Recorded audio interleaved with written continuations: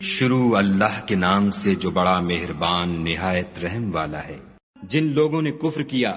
اور اوروں کو خدا کے رستے سے روکا، خدا نے ان کے اعمال برباد کر دیے، اور جو ایمان لائے اور نیک عمل کرتے رہے اور جو کتاب محمد صلی اللہ علیہ وآلہ وسلم پر نازل ہوئی اسے مانتے رہے اور وہ ان کے پروردگار کی طرف سے برحق ہے، ان سے ان کے گناہ دور کر دیے اور ان کی حالت سنوار دی۔ یہ حبط اعمال اور اصلاح حال اس لیے ہے کہ جن لوگوں نے کفر کیا انہوں نے جھوٹی بات کی پیروی کی، اور جو ایمان لائے وہ اپنے پروردگار کی طرف سے دین حق کے پیچھے چلے۔ اسی طرح خدا لوگوں سے ان کے حالات بیان فرماتا ہے۔ جب تم کافروں سے بھڑ جاؤ تو ان کی گردنیں اڑا دو، یہاں تک کہ جب ان کو خوب قتل کر چکو تو جو زندہ پکڑے جائیں ان کو مضبوطی سے قید کر لو، پھر اس کے بعد یا تو احسان رکھ کر چھوڑ دینا چاہیے یا کچھ مال لے کر، یہاں تک کہ فریق مقابل لڑائی کے ہتھیار ہاتھ سے رکھ دے۔ یہ حکم یاد رکھو، اور اگر خدا چاہتا تو اور طرح ان سے انتقام لے لیتا، لیکن اس نے چاہا کہ تمہاری آزمائش ایک کو دوسرے سے لڑوا کر کرے، اور جو لوگ خدا کی راہ میں مارے گئے ان کے عملوں کو ہرگز ضائع نہیں کرے گا، بلکہ ان کو سیدھے رستے پر چلائے گا اور ان کی حالت درست کر دے گا، اور ان کو بہشت میں جس سے ان کو شناسا کر رکھا ہے داخل کرے گا۔ اے اہل ایمان، اگر تم خدا کی مدد کرو گے تو وہ بھی تمہاری مدد کرے گا اور تم کو ثابت قدم رکھے گا، اور جو کافر ہیں ان کے لیے ہلاکت ہے اور وہ ان کے اعمال کو برباد کر دے گا۔ یہ اس لیے کہ خدا نے جو چیز نازل فرمائی انہوں نے اس کو ناپسند کیا تو خدا نے ان کے اعمال اکارت کر دیے۔ کیا انہوں نے ملک میں سیر نہیں کی تاکہ دیکھتے کہ جو لوگ ان سے پہلے تھے ان کا انجام کیسا ہوا؟ خدا نے ان پر تباہی ڈال دی، اور اسی طرح کا عذاب ان کافروں کو ہوگا۔ یہ اس لیے کہ جو مومن ہیں ان کا خدا کارساز ہے اور کافروں کا کوئی کارساز نہیں۔ جو لوگ ایمان لائے اور عمل نیک کرتے رہے ان کو خدا بہشتوں میں جن کے نیچے نہریں بہہ رہی ہیں داخل فرمائے گا، اور جو کافر ہیں وہ فائدے اٹھاتے ہیں اور اس طرح کھاتے ہیں جیسے حیوان کھاتے ہیں، اور ان کا ٹھکانہ دوزخ ہے۔ اور بہت سی بستیاں تمہاری بستی سے جس کے باشندوں نے تمہیں وہاں سے نکال دیا زور و قوت میں کہیں بڑھ کر تھیں، ہم نے ان کا ستیہ ناش کر دیا اور ان کا کوئی مددگار نہ ہوا۔ بھلا جو شخص اپنے پروردگار کی مہربانی سے کھلے رستے پر چل رہا ہو وہ ان کی طرح ہو سکتا ہے جن کے اعمال بد انہیں اچھے کر کے دکھائے جائیں اور جو اپنی خواہشوں کی پیروی کریں۔ جنت جس کا پرہیزگاروں سے وعدہ کیا جاتا ہے، اس کی صفت یہ ہے کہ اس میں پانی کی نہریں ہیں جو بو نہیں کرے گا، اور دودھ کی نہریں ہیں جس کا مزہ نہیں بدلے گا، اور شراب کی نہریں ہیں جو پینے والوں کے لیے سراسر لذت ہے، اور شہد مصفہ کی نہریں ہیں جو حلاوت ہی حلاوت ہے، اور وہاں ان کے لیے ہر قسم کے میوے ہیں، اور ان کے پروردگار کی طرف سے مغفرت ہے۔ کیا یہ پرہیزگار ان کی طرح ہو سکتے ہیں جو ہمیشہ دوزخ میں رہیں گے، اور جن کو کھولتا ہوا پانی پلایا جائے گا تو ان کی انتڑیوں کو کاٹ ڈالے گا؟ اور ان میں بعض ایسے بھی ہیں جو تمہاری طرف کان لگائے رہتے ہیں، یہاں تک کہ سب کچھ سنتے ہیں، لیکن جب تمہارے پاس سے نکل کر چلے جاتے ہیں تو جن لوگوں کو علم دین دیا گیا ہے ان سے کہتے ہیں کہ بھلا انہوں نے ابھی کیا کہا تھا؟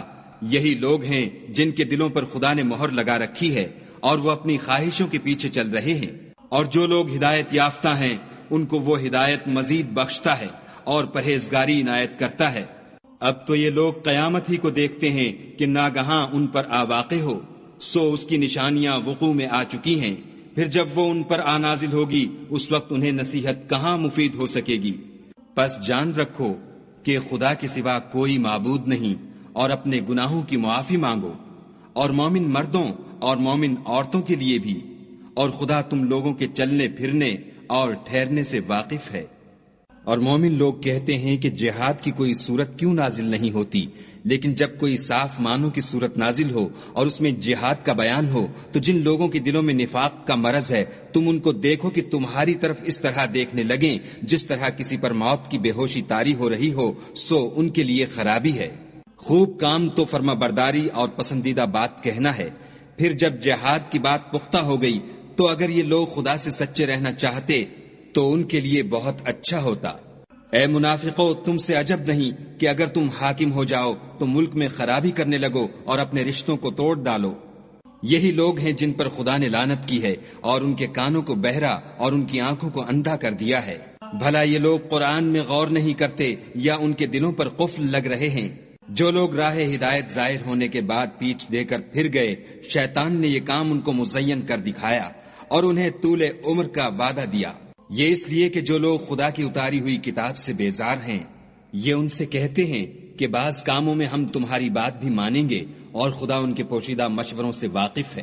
تو اس وقت ان کا کیسا حال ہوگا جب فرشتے ان کی جان نکالیں گے اور ان کے منہوں اور پیٹھوں پر مارتے جائیں گے۔ یہ اس لیے کہ جس چیز سے خدا ناخوش ہے یہ اس کے پیچھے چلے اور اس کی خوشنودی کو اچھا نہ سمجھے تو اس نے بھی ان کے عملوں کو برباد کر دیا۔ کیا وہ لوگ جن کے دلوں میں بیماری ہے یہ خیال کیے ہوئے ہیں کہ خدا ان کے کینوں کو ظاہر نہیں کرے گا؟ اور اگر ہم چاہتے تو وہ لوگ تم کو دکھا بھی دیتے اور تم ان کو ان کے چہروں ہی سے پہچان لیتے اور تم انہیں ان کے انداز گفتگو ہی سے پہچان لوگے، اور خدا تمہارے اعمال سے واقف ہے۔ اور ہم تم لوگوں کو آزمائیں گے تاکہ جو تم میں لڑائی کرنے والے اور ثابت قدم رہنے والے ہیں ان کو معلوم کریں اور تمہارے حالات جانچ لیں۔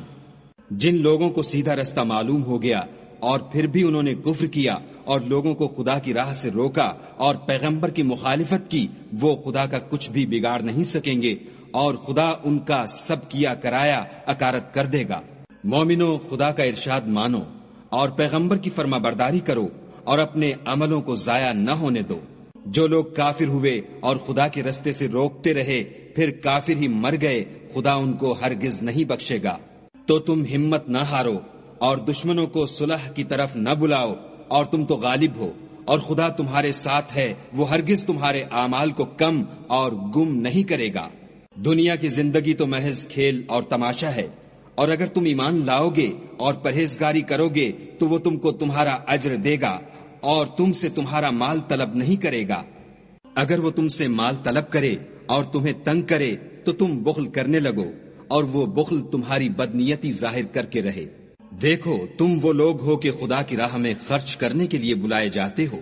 تو تم میں ایسے شخص بھی ہیں جو بخل کرنے لگتے ہیں، اور جو بخل کرتا ہے اپنے آپ سے بخل کرتا ہے، اور خدا بے نیاز ہے اور تم محتاج۔ اور اگر تم منہ پھیرو گے تو وہ تمہاری جگہ اور لوگوں کو لے آئے گا، اور وہ تمہاری طرح کے نہیں ہوں گے۔